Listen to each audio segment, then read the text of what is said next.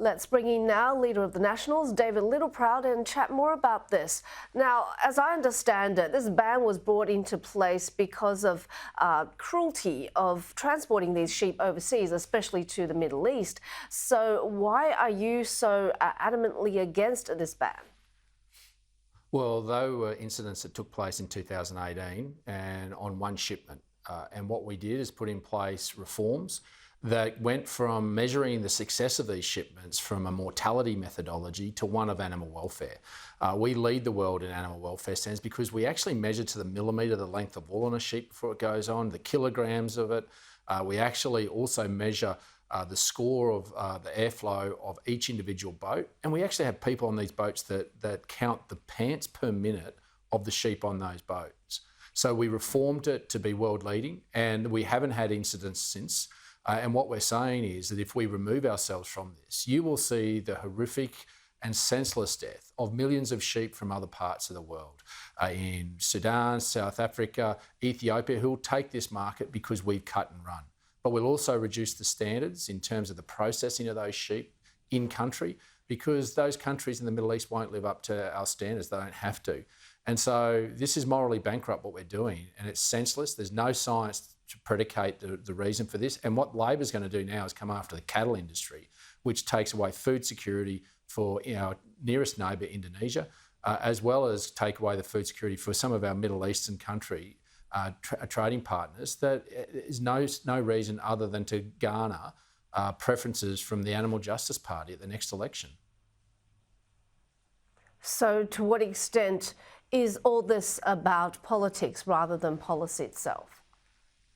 Yeah, well, it's all about politics. We gave the government an opportunity to go and sit in front of farmers. They were promised a Senate inquiry. They're not phasing this out to 2028 and said, well, why wouldn't you take the time to go and talk to farmers and understand the science and explain the science as to why you're shutting down if it's predicated on animal welfare? I asked the Prime Minister yesterday in Parliament, name one country that has better and highest animal welfare standards in the export of animals than Australia. He can't name one because there isn't one. So this is ideological. And what these farmers, they've got over 60,000 signatories, 4,000 volunteers that are going to start door knocking through the streets of Perth this weekend and on, right through the election.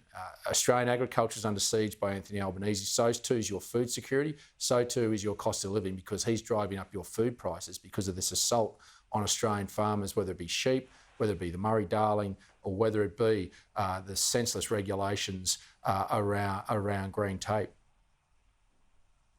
David, let's talk about the future Made in Australia bill, obviously going to Parliament today. Your thoughts on it?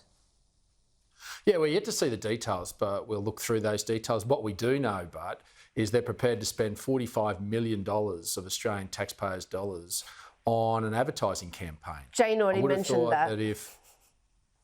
Sorry? Jane Hume had already mentioned that. Yeah. Well, I mean, I would have thought that if something as monumental as this, would you really need to spend $45 million in advertising to promote it? We'll look at the details, but they're already spending significant amounts of money, and they've put $1 billion out there, announced $1 billion for solar panels when there is an oversupply in China already. You've got to question the government in picking winners and how good they'll be at that. But we'll look at the legislation, we'll work through it, and we'll make an assessment as we see the details. Until it's been tabled and we can work through that, then obviously we'll reserve our judgment. And to the plan by the coalition to rein in retailers, especially divestiture powers, has it been shown to work in other countries? Divested power, we already have divested powers in this country. In fact, Anthony Albanese supported those. We brought those in 2019 for the energy sector. But they've worked in the United States, UK and Canada. They've been used a number of times in the US, but they're only used as a last resort. And what we've done is put safeguards around this so that if they are used and determined by a court, not by politicians, if they are determined by a court to take place, then it can't have a negative impact on competition. It can't have a reduction in employment, cause a reduction in employment. So there are safeguards that we're putting in place, but we're also ramping up and scaling up the penalties, because the government at the moment on infringement notices is putting out 187,800 that the ACCC can give to the supermarket. they'd pull that out of one of their tills in one of their stores to pay for it. We're ramping it up to $2 million and then having a supermarket commissioner to protect and to be able to triage complaints. So this isn't adding... So you're saying the ACCC doesn't have enough teeth at the moment, doesn't work effectively? We're giving them more teeth, we're giving them more penalties. There's no increase in the regulatory burden on the supermarkets. For them to say this is going to increase costs is absurd. They already adhere to the Grocery Code of Conduct. They already adhere to Section 46 of the Consumer and Competition Act. But some Liberals MPs are saying that this is anti-business and we're moving towards a planned economy. It's not. It's working within the current constraints of the regulatory guide rails that already exist, but we're giving greater penalties because the supermarkets haven't respected the penalties that have been put in place. It's as simple as that. If they do nothing wrong, they have nothing to fear. It won't cost them a cent.